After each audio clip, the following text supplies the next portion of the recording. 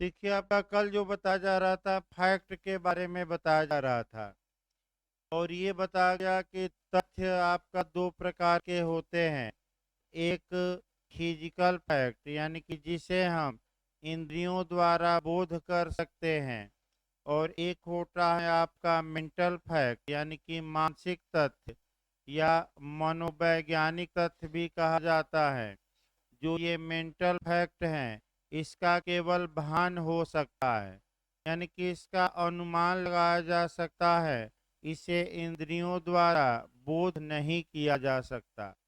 अब mental fact कहाँ relevant बनाए गए हैं ये बताया गया था, तो 2 सेक्शन कम से कम याद रखिएगा, एक 14 और दूसरा 15। फिर आपका बताया गया कि भौतिक तथ्यों को कैसे प्रूव किया जाता है, तो 2 तरीका है। पहला तरीका आपका प्रत्यक्ष साक्ष्य द्वारा यानी कि जो सुना है, देखा है इत्यादि, और दूसरा परिस्थिति जन साक्ष्य द्वारा सर्कमस्टेंशियल एविडेंस द्वारा।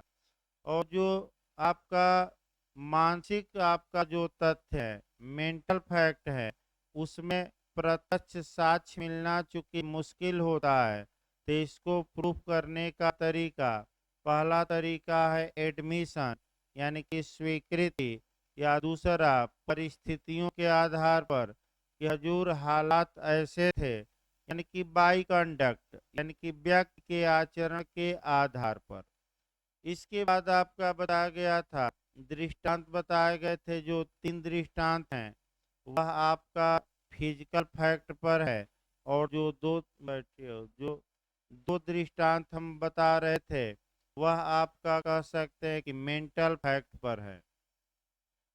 जो आपका छूटा था इसमें एक लास्ट में दृष्टांत छूटा था, वही दृष्टांत देखा जाए, और वह दृष्टांत था यह कि किसी मनुष्य की अमुक ख्याति है, प्रसिद्धि है, अर्थात आपका वह करेक्टर या सील क्या है उसका, या चरित्र क्या है, या गुडविल क्या है, साख क्या है, उसका मान सम्मान क्या है, तो मान सम्मान गुडविल साख या क्रेडिट ये दिखाई नहीं देती, तो ये कैसा फैक्ट है, मेंटल फैक्ट। ये भाई दिखाई, ये इंद्रियों द्वारा नॉलेज इसका नहीं किया जा सकता। अब तक इतिहास में जो ज्यादा क्वेश्चन बना है वह लास्ट जो एलिस्टेशन आपका है वही अंडरलाइन करना है कि ख्याति तथ्य है कि नहीं है। दूसरा बना है कि फिजिकल फैक्ट है कि मेंटल फैक्ट है, कि वास्तविक आपका साक्ष्य है कि क्या है। तो जब भी पूछे तो ये कैसा फैक्ट है, मेंटल। यानी कि आपका ख्याति किसी व्यक्ति की ख्याति के बारे में तमाम आपका कानून में प्रावधान है। एक आईपीसी का सेक्शन 499 भी काम करता है। फिर आपका एविडेंस की सेक्शन हम बताएंगे 52 से लेकर और आपका 55 तक आगे बताएंगे। फिर 146 बताएंगे, और ख्याति पर अटैक करिए सील पर 155 एविडेंस का, यानी कि तमाम धाराएं आपका जुड़ी हुई है। उतना संभव नहीं है भाई क्रैश कोर्स में बताना। इसके बाद आपका कह सकते हैं कि जर्मी बेन जो एविडेंस की परिभाषा दी गई है तथ्य की, सामान्यतः यह परिभाषा किस विद्वान की परिभाषा पर आधारित है, तो जर्मी बेंथम, क्योंकि जर्मी बेंथम ने भी फैक्ट को 2 भागों में बांटा था, एक फिजिकल और दूसरा मेंटल। आप बेरेक्ट पर भी लिख सकते हैं कि ये बंटवारा किसने किया था, तो आपका जर्मी बेंथम ने। यानी कि जर्मी बेंथम ने भी ये बताया था कि फैक्ट जो होते हैं वह आपका कितने प्रकार के होते हैं, 2 प्रकार के। एक भौतिक, बैठिए, भौतिक का मतलब जो इंद्रियों द्वारा बोधगम्य हो, और एक मानसिक, मानसिक मतलब कि जिसका केवल अनुमान लगाया जा सकता है। अगला जो शब्द बेरेट का है, रेलेवेंट। रेलेवेंट मतलब सुसंगत। सुसंगत न आए तो आसान भाषा में नए लोग लिखें, उचित। उचित यानी कि प्रासंगिक, उसको प्रासंगिक भी कहते हैं। रेलेवेंट। अब पहला जो यहाँ क्वेश्चन आपका कंपटीशन में अच्छा बनता है कि एविडेंस के सेक्शन 3 में किस शब्द को डिफाइन नहीं किया गया है। आपका दे देगा सुसंगत यानी कि रेलेवेंट, दूसरा सुसंगत तथ्य, तीसरा विवादक तथ्य और चौथा दे देगा आपका साक्ष्य। तो जो रेलेवेंट फैक्ट हैं, सुसंगत तथ्य हैं, ये कई बार क्वेश्चन आया, गलत ना हो, भले अलग से एक लाइन लिख लीजिए। सुसंगत तथ्य को एविडेंस एक्ट में डिफाइन नहीं किया गया है। तो आखिर किसको डिफाइन किया गया है? सुसंगत को। पिछली बार आपका क्वेश्चन ये आ चुका है, जे में 2018 में आया था, अतः इस क्वेश्चन को आप और अच्छे से करेंगे। और देखिए क्या क्वेश्चन बना था, कैसे मॉडल बना था। यहाँ से क्वेश्चन आया है पिछली बार। तो पहले तो सुसंगत का मतलब जानिए, उचित होता है, प्रासंगिक होता है, या हम ठीक कह सकते हैं या रिलेवेंट, क्योंकि दो ही शब्द एविडेंस में कवर होंगे, एक सुसंगत और दूसरा विवादक। तो जहाँ तक सुसंगत शब्द की बात है, पहले बेरेक्ट जोड़ा जाए और तब आपका अन्य चीजें बताया जाए। बेरेक्ट देखिए भाई, एक तथ्य दूसरे से सुसंगत या रेलेवेंट या जुड़ा हुआ या सुसंगत तब कहा जाता है जब तथ्यों की सुसंगत से संबंधित, यानी कि जब तथ्यों की सुसंगत से संबंधित, यानी कि तुरंत सेक्शन पकड़ना है कि रेलेवेंसी ऑफ फैक्ट कहाँ दिया गया है, अध्याय 2 में, सेक्शन कहाँ से कहाँ तक, 5 से लेकर 55 तक। तो तथ्यों की सुसंगत से संबंधित इस अधिनियम यानी कि एविडेंस एक्ट के उपबंधों में निर्दिष्ट प्रकारों में से किसी भी प्रकार से वह तथ्य एक दूसरे तथ्य से, यानी कि दूसरे फैक्ट से संसक्त हो। संसक्त मतलब कि आपका माने जुड़ा हुआ हो, संसर्गी हो, संसर्ग भी कहते हैं, प्रीवी हो, प्रीवी का मतलब संसक्त हो, संसक्त मतलब जुड़ा हुआ हो, उससे अटैच हो। जहाँ तक हम परिभाषा देखते हैं, परिभाषा तो से अर्थ ये निकला कि जब एक तथ्य, अब तथ्य न पूछिएगा क्या होता है, तथ्य बता दिया गया है। जब एक तथ्य का जुड़ाव दूसरे से इस प्रकार का हो कि वह सेक्शन 5 से लेकर 555 तक में आ जाता है, तो इसी तथ्य को हम रेलेवेंट कहेंगे, सुसंगत कहेंगे। यानी कि सुसंगत का मतलब ये हुआ कि जब एक तथ्य दूसरे तथ्य से कोरिलेट हो और उसका कोरिलेशन सामान्य न हो, ऐसा कोरिलेशन हो जो सेट हो जाए एविडेंस में। तो एविडेंस में कहाँ सेट हो जाए? तथ्यों की सुसंगत से संबंधित उपबंधों में। तो तथ्यों की सुसंगत अध्याय 2 में दी गई हैं और कहाँ से कहाँ तक, 5 से 55। तो इसको पहले तोड़िए, तब आपका आगे जो पूछा गया था हम बताते हैं। देखिए सेक्शन 5 क्या कहता है, आगे बताया जाएगा डिटेल में। सेक्शन 5 आपका क्रूड कहा जाता है एविडेंस का। एविडेंस की एरिया को सीमित करता है। ये एविडेंस एक्ट की कुंजी भी कही जाती है और ये बता देता है कि जब भी आप कोर्ट में कोई एविडेंस प्रस्तुत करेंगे, या तो फैक्ट इन इशू का करेंगे, यानी कि विवादक तथ्य का करेंगे, या रेलेवेंट फैक्ट का, यानी कि सुसंगत तथ्य का। तो आप या तो साक्ष्य पेश करिए, तो किसका करिए? विवादक तथ्य का, या जो ए तस्मीन पश्चात, ए तस्मीन पश्चात मतलब कि धारा 5 के बाद क्या घोषित किए गए हैं, सुसंगत। तो कहाँ से कहाँ तक 5 के बाद आएगा इस चैप्टर में, 6 से लेकर आपका 55। तो यहाँ 2 क्वेश्चन बनते हैं, सतर्क रहना, गलत ज्यादा होता है। अगर रेलेवेंसी ऑफ फैक्ट पूछे तथ्यों की सुसंगत दे, शब्द पकड़िए, तथ्यों की सुसंगत दे तो आप मारेंगे 5 से 55, और तथ्यों की सुसंगत न देकर केवल रेलेवेंट फैक्ट दे दे, सुसंगत तथ्य दे दे कि सुसंगत तथ्य किस धारा से किस धारा तक, तो 5 न मारिएगा, 6 से लेकर कहाँ तक, 55, 6 से लेकर 55। फिर एक बार समझिए, गलती होती है।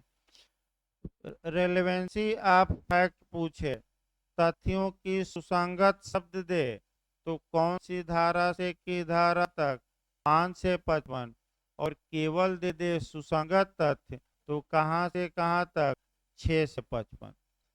अब आइए, सुसंगत जो तथ्य होते हैं वह दो प्रकार के होते हैं, जो पिछली बार जे में आया था। एक सुसंगत तथ्य जो होता है वह आपका तर्क के आधार पर, तर्क मतलब रीजनिंग के आधार पर, तो तर्क के आधार पर जो सुसंगत या रिलेवेंट फैक्ट होते हैं उसे तार्किक रूप से, तार्किक रूप से सुसंगत तथ्य कहते हैं, रीजनिंग के आधार पर। और एक लीगल रेलेवेंट होते हैं, यानी कि विधि का आधार पर सुसंगत होते हैं। तो सुसंगत तथ्य कितने प्रकार के होते हैं, एक दो, एक तर्क के आधार पर और एक कौन सा, विधि के।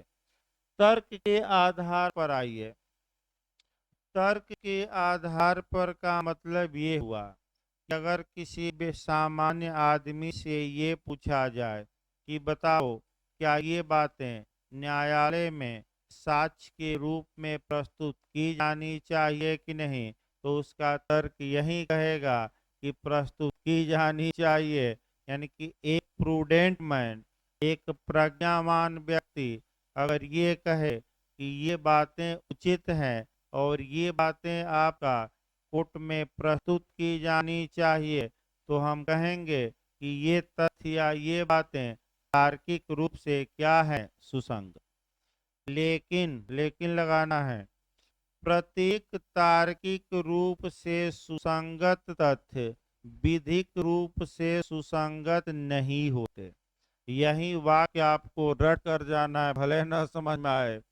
प्रत्येक तार्किक रूप से सुसंगत तथ्य विधिक रूप से सुसंगत नहीं बनाए गए हैं। विधिक रूप से सुसंगत कुछ तार्किक तथ्यों को ही बनाया गया है। यानी कि इसका मतलब पहला पॉइंट ये पकड़ना है, फिर हम बता दें, गलती यहीं से होती है। प्रत्येक तार्किक रूप से सुसंगत तथ्य यह आवश्यक नहीं है कि वह विधिक रूप से भी सुसंगत हो। यानी कि अगर एक प्रूडेंट मैन किसी बात को अच्छा मानता है, प्रासंगिक या सुसंगत मानता है, तो यह आवश्यक नहीं है कि कानून भी उसे क्या माने, उचित। अब पूछा जाएगा कि कोई उदाहरण बताइए, तो सबसे अच्छा उदाहरण आप हस्बैंड एंड वाइफ का बताइएगा, सेक्शन 122 का, कि अगर पति पत्नी एक दूसरे को किसी बात के बारे में संसूचना या जानकारी देते हैं तो वे संसूचनाएं तर्क के आधार पर तो आप कह सकते हैं कि भाई भाई पत्नी पत्नी पति पत्नी आपस में बातचीत किए हों, उसे भी न्यायालय में क्या किया जाना चाहिए, प्रस्तुत। लेकिन कानूनी तौर पे वह सुसंगत नहीं है, क्योंकि कानून ऐसे तथ्यों को साक्ष्य में पेश किए जाने से क्या करता है, रोकता है। तो पहला वाक्य फिर मैं तीसरी बार बता रहा हूँ, गलती होती है यहाँ। प्रत्येक तार्किक तथ्य विधिक रूप से रेलेवेंट नहीं होता, लेकिन इसके उल्टा देखिए, जितने भी तथ्य विधिक रूप से रेलेवेंट बनाए गए हैं, तो विधिक रूप से रेलेवेंट आपका कहां से कहां तक है, तथ्यों की सुसंगत 5 से लेकर 55।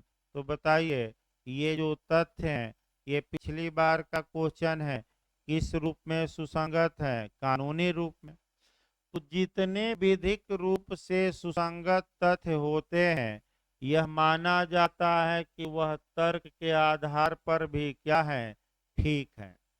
यानी कि जितने कानूनी रूप से उचित तथ्य माने गए हैं, ये माना जाता है कि वह तर्क के आधार पर भी उचित होंगे। यानी कि धारा 5 से 55 तक में आपका सुसंगत दी गई है, विधिक रूप से, तार्किक रूप से, दोनों, इनमें से कोई नहीं। तो क्या अब मार्क कराएंगे? भाई बताइए, अभी तो कॉन्सेप्ट बताया गया, फिर एक बार कॉन्सेप्ट देखिए। जितने कानूनी रूप से रेलेवेंट फैक्ट हैं, वे तर्क के आधार पर भी उचित या रेलेवेंट माने जाते हैं। अर्थात धारा 5 से लेकर 55 तक की जो बातें हैं, वे कानूनी रूप से भी सुसंगत हैं। और किस रूप से? तार्किक। किस रूप में? तार्किक। लेकिन दोनों आए तब दोनों मारना है। अब समस्या देखिए गंभीर कब होती है, जब एक ही चुनना हो कि 5 से लेकर 55 तक विधिक रूप से सुसंगत है, तार्किक रूप से सुसंगत है, सुसंगत है ही नहीं, इनमें से कोई नहीं। तो तार्किक और विधिक को जब अलग कर दिया, तो आप विधिक मारिए, वहां तार्किक न मारिए। यानी कि जितने कानूनी रूप से उचित तथ्य हैं, वे हर हाल में तर्क के आधार पर भी क्या माने जाते हैं? उचित। तो ये दोनों है भाई, आपका क्वेश्चन जो पिछली बार दोनों पूछा था, वह मॉडल भी बताया गया।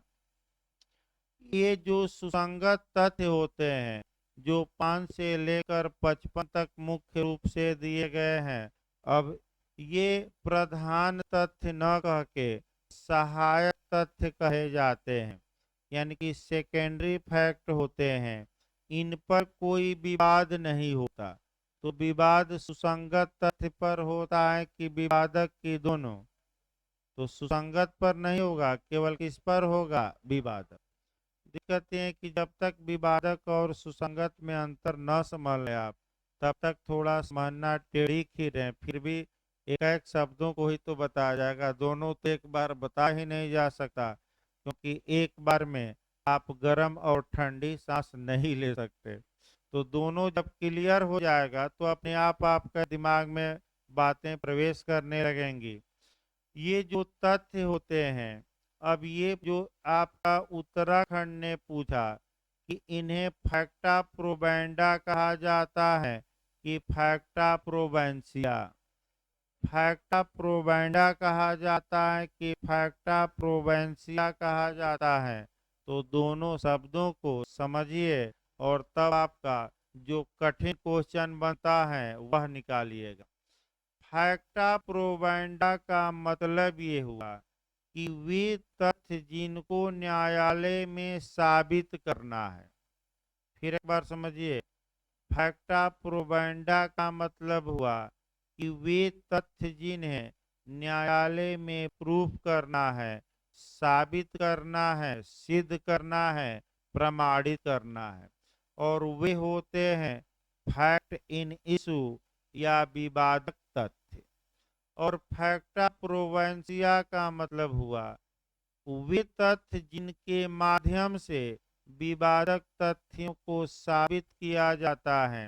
अर्थात जो 5 से लेकर 55 तक की बातें आएंगी, या 6 से लेकर 55 तक की मुख्य रूप से बातें, ये फैक्टा प्रोवेंसिया है, फैक्टा प्रोवेंडा नहीं है। यानी कि वे बातें हैं जिन बातों से न्यायालय में किसी आपका विवादक तथ्य को साबित किया जाता है। तो फैक्टा प्रोबेंडा मतलब कि साक्ष्य संबंधित, फैक्टा प्रोवेंसिया मतलब साक्ष्यात्मक तथ्य कहा जाता है, एविडेंशियल फैक्ट कहा जाता है। ये माध्यम है, याद रखिए, ये माध्यम है जिसके द्वारा क्या साबित किया जाता है? विवादक तथ्य। तो आइए एक उदाहरण पहले बनाइए। ए पर आरोप है कि इसने बी की गोली मारकर हत्या की। तो इसमें विवादक तथ्य ये हुआ कि क्या ए ने बी को गोली मारी? क्या ए का इरादा बी को गोली मारने का था? क्या ये गोली मारते समय पागल था? क्या ये गोली मारते समय प्रोवोकेशन प्रकोपन में आया था? ये फैक्ट इन इशू है जो आगे कल बताया जाएगा, क्योंकि आज तो आपका मुश्किल है पूरा बताना। अब इसी बात को प्रूव करने के लिए कि ए ने ही बी को गोली मारी, ये जो 6 से लेकर 55 तक की बातें आएंगी, ये इसलिए हैं कि इस बात को क्या किया जाए, साबित किया जाए। अब इस बात को साबित करने के लिए 2-3 उदाहरण देखिए। पहला उदाहरण, हजूर ए, गोली चलाने से पहले आपका बंदूक साफ करते हुए देखा गया था। तो बताइए, बंदूक साफ करना करते हुए देखा गया। दूसरा, घटना स्थल की ओर जाते हुए क्या किया गया, देखा गया। और जब बी को गोली मारा तो गोली मारकर क्या हो गया था, गांव से फरार हो गया। तो ये सब जो बातें हैं, ये इन पर विवाद नहीं है, बल्कि ए ने बी को गोली मारी, इस बात को ये क्या करेंगे, संभाव्य बनाएंगे, यानी कि संभावना ये प्रकट करेंगे कि ए ने ही बी को गोली मारी। तो जो 6 से 55 तक की बातें हैं, वे आपका कह सकते हैं कि प्लीडिंग में लिखी नहीं जाती, इनका साक्ष्य कोर्ट में पेश किया जाता है। विवादक तथ्य का मौजूद होना या मौजूद न होना साबित करने के लिए, यानी कि विवादक तथ्य अस्तित्व में था, यानी कि ए ने बी को गोली मारी या ए ने बी को गोली नहीं मारी, यानी कि ये विवादक तथ्य अस्तित्व में नहीं था। अब यह है कि भाई जब दोनों पढ़ाया जाएगा तब और अच्छे से आएगा। तो ये सुसंगत तथ्य हो गए, इनका प्लीडिंग में उल्लेख नहीं किया जाता। यानी कि जब आप अभिवचन करेंगे, कोर्ट में आप मुकदमा लिखेंगे, तो 6 से जो 55 तक की बातें हैं, ये साक्ष्य में पेश करिए अपने कागज पत्र में, यानी कि प्लीडिंग में ये लिखना आवश्यक नहीं है। अगला, ये दूसरा देखा जाए, आपने तथ्य भी जान लिया, सुसंगत भी जान लिया, इसके बाद आता है फैक्ट इन इशू या विवादक तथ्य, तब दोनों में अंतर बताया जाएगा। देखिए, आपका एक क्वेश्चन बहुत आपका कह सकते हैं कि कठिन पूछ रहा है। उसमें जो मॉडल पूछ रहा है प्री में कि निम्नलिखित में से कौन विवादक तथ्य है, 4 ऑप्शन देगा। एक विवादक तथ्य रहेगा, 3 6 से लेकर कहाँ तक में रहेंगे, 55 तक में। दूसरा मॉडल जो नया बन रहा है कि निम्नलिखित में से कौन सुसंगत तथ्य हैं, तो सुसंगत तथ्य का मतलब कि जो बातें धारा 6 से लेकर कहाँ तक सेट हो जाए, 55। अब वही दिमाग आपको लगाना पड़ेगा कि सेट हो रहा है कि नहीं। भाई बेरेट का जो मॉडल है वो तो हम बताएंगे ही, लेकिन आपका ये भी सही है कि अगर बेरेट से अलावा मॉडल आ जाए तो उसको अपना भी दिमाग लगाना है। एक दो मॉडल हम बताएंगे, लेकिन पूरा मॉडल बताना हमारे लिए भी संभव नहीं है। उसका ट्रिक हम बता सकते हैं कि अगर बातें 6 से लेकर कहाँ तक में आ जाए, 55, तो आपका रेलेवेंट न आए और मुख्य विवाद हो, तो वह क्या है, विवादक। अब अगला शब्द आपका, दो शब्द भाई 3 शब्द पढ़ा दिए गए, कोर्ट की परिभाषा, तथ्य की परिभाषा, सुसंगत की परिभाषा। अब हम आपका शुरू कर रहे हैं विवादक तथ्य या फैक्ट इन इशू। देखिए, अभी आपका जो फैक्ट इन इशू आप पढ़ेंगे, लीगल तौर पर जो परिभाषा दी गई है, अभी उस परिभाषा को न देखिए। अभी आपका दूसरे एंगल से देखना है और अंत में आपका लीगल परिभाषा बेयर एक्ट की तोड़ी जाएगी। कठिन है एविडेंस, मैं बता दूं। और जो लोग पहली बार पढ़ रहे हैं उनके लिए तो और कठिन है आपका, क्योंकि एक बार में कम समझ में आता है जब तक कि आप दोबारा ना पढ़िए। भाई शाम को एक बार चलेगा पुनः आपका अगले माह, अभी आईपीसी सीआरपीसी समाप्त होगी तो अगर जिसको चाहिए तो दोबारा भी पढ़ सकता है, कोई रोक टोक नहीं है। लेकिन प्रयास करिए एग्जाम के समय कि ये कई बार में क्या कर लें तैयार, अब ये नहीं कि दोबारा तिबारा के चक्कर में न पड़िए। तो आइए देखा जाए विवादक तथ्य का मतलब क्या हुआ। फैक्ट इन इशू का मतलब ये हुआ कि जिस मुद्दे पर विवाद हो, यानी कि जिस तथ्य पर विवाद हो उसी को हम विवादक तथ्य कहते हैं।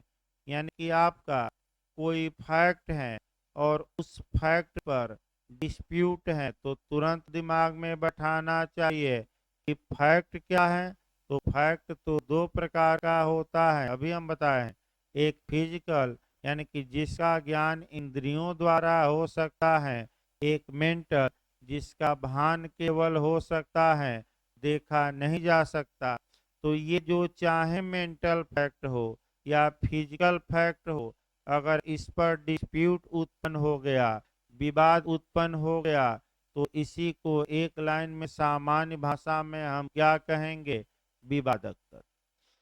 विवादक तथ्य आपका एक निकाला जाए, अर्थात दूसरी भाषा में लीगल भाषा पढ़ा जाए, जहाँ की किसी फैक्ट को लेकर, किसी फैक्ट के बारे में एक पक्षकार एसर्ट करता है, स्वीकार करता है, या मांग करता है, या प्राख्यान करता है, और दूसरा पक्षकार डिनाई करता है, इनकार करता है, या प्रत्याख्यान करता है। तो प्राख्यान शब्द कहीं डायरेक्ट में आए तो डिमांड या स्वीकार करना या एसर्ट करना, और प्रत्याख्यान आए तो क्या मारेंगे, डिनाई या अस्वीकार। तो स्वीकार अस्वीकार कराइए। ध्यान से देखिए, ए पर आरोप है कि इसने बी की गोली मारकर हत्या की। अब ये है कि एक तरफ अभियोजन हो गया, प्रोसिक्यूशन, और दूसरी तरफ ए हो गया, एक्यूट, यानी कि अभियुक्त। अब अभियोजन कह रहा है कि हजूर ए ने ही बी को गोली मारी है, और ए कह रहा है कि मैंने गोली नहीं मारी। यानी कि अभियोजन मांग कर रहा है कि हजूर इस फैक्ट को एक्सेप्ट किया जाए कि ए ने ही बी को गोली मारी है, और बी इससे डिनाई कर रहा है, इनकार कर रहा है। तो यही फैक्ट इन इशू होगा, विवादक तथ्य होगा। यानी कि एक पक्षकार किसी तथ्य की मांग करे और दूसरा क्या कर दे, डिनाई। तो पहला विवादक तथ्य इसमें क्या निकला कि क्या ए ने बी को गोली मारी कि नहीं। अब ये क्या हो गया, विवादक। अब आइए, ये कह रहा है कि हजूर जिस समय मैं गोली चलाया था उस समय मैं 84 वाला था, अर्थात आईपीसी की 84 वाला अनसाउंड माइंड था, और अभियोजन कर रहा है कि ये साउंड माइंड था। तो क्या इस मुद्दे पर दोनों पक्षकारों में विवाद उत्पन्न हो गया कि नहीं। एक कह रहा है कि पागल, और दूसरा क्या कह रहे हैं, सही। अब पागल था कि सही था, इस मुद्दे पर क्या हो गया, तो ये कौन सा तथ्य माना जाएगा, विवादक। एक कह रहा है कि हजूर अभियोजन कह रहा है कि इनका आशय था, और एक कह रहा है कि मेरा आशय गोली चलाने का नहीं था, दुर्घटनावश गोली चल गई, तो ये भी विवादक। फिर आपका अभियोजन कह रहा है कि ये स्वेच्छा से गोली मारे हैं, और एक कह रहा है कि बी हमें प्रकोपित कर दिया था, हमें उत्तेजित कर दिया था, प्रोवोकेशन में डाल दिया था, इसलिए मैं गोली चला दिया। तो ये भी विवादक तथ्य, क्योंकि एक पक्षकार कह रहा है कि स्वेच्छा से किए थे, और दूसरा उसको क्या कर रहा है, डिनाई। तो जो बेयरक में उदाहरण है वो समाप्त हो गया, यही उदाहरण भी है विवादक तथ्य का। अब ये क्रिमिनल मामलों में, अब आइए आपराधिक चल रहा तो निपटा दिया जाए। आपराधिक मामलों में न्यायालय जो अभियुक्त पर इल्जाम लगाता है, दोषारोपण करता है, या आरोप लगाता है, या चार्ज लगाता है, लीगल भाषा में आरोप कहेंगे, वहीं जो आरोप होता है वह फैक्ट इन इशू होता है।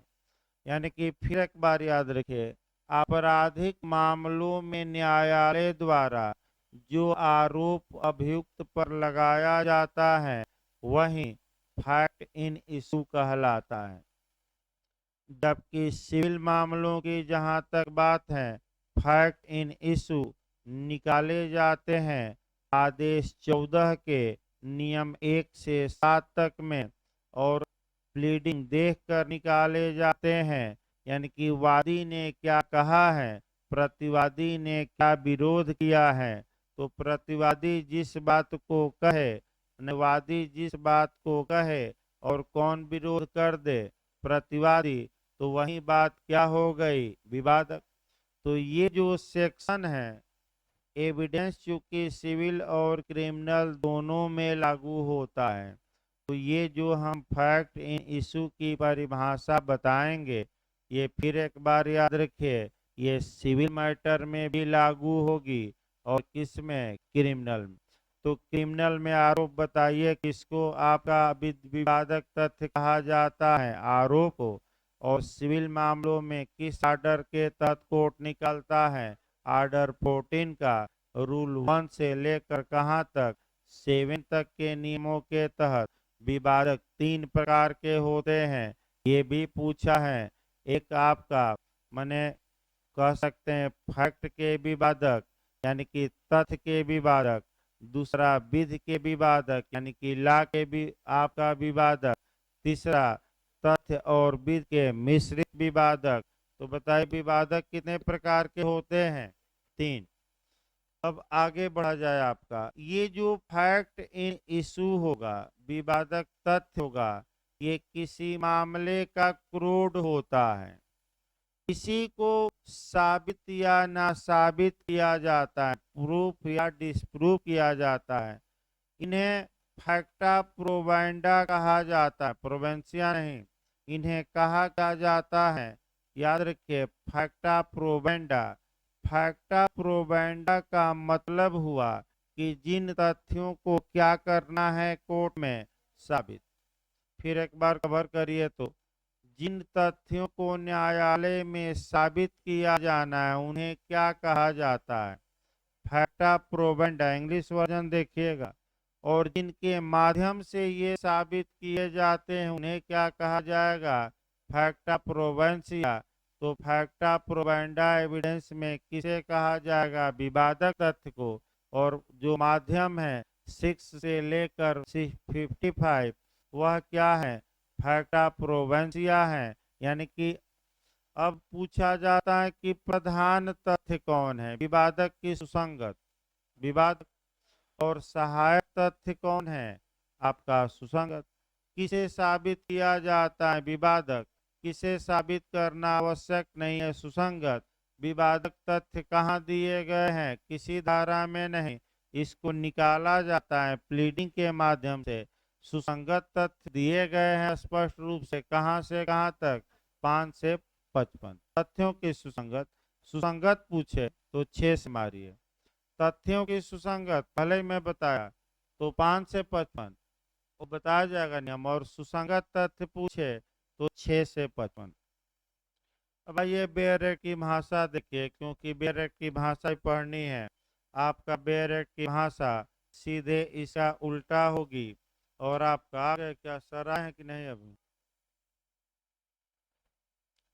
चलिए 1-2 दिन में समय एडजस्ट किया जाएगा भाई, क्योंकि एविडेंस के लिए कम समय मिल रहा है, कम से कम इसके लिए भी 1 घंटा।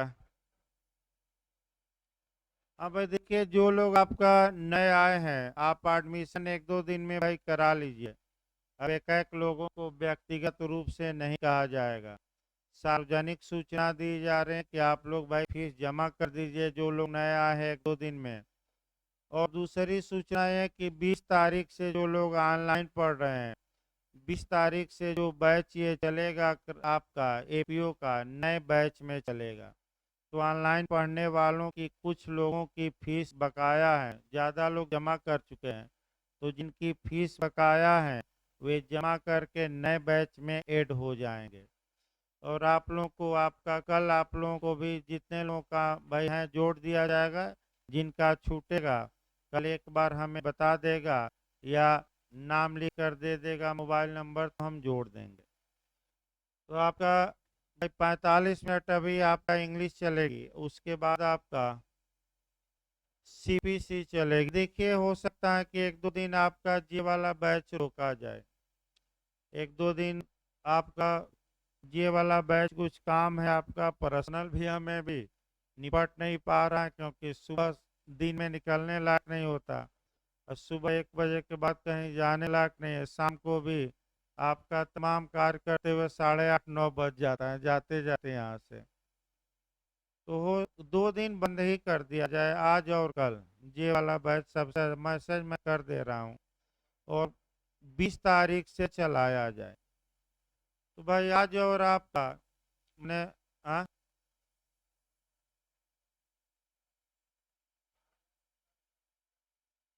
अभी कमेंट कर रहे हैं क्या?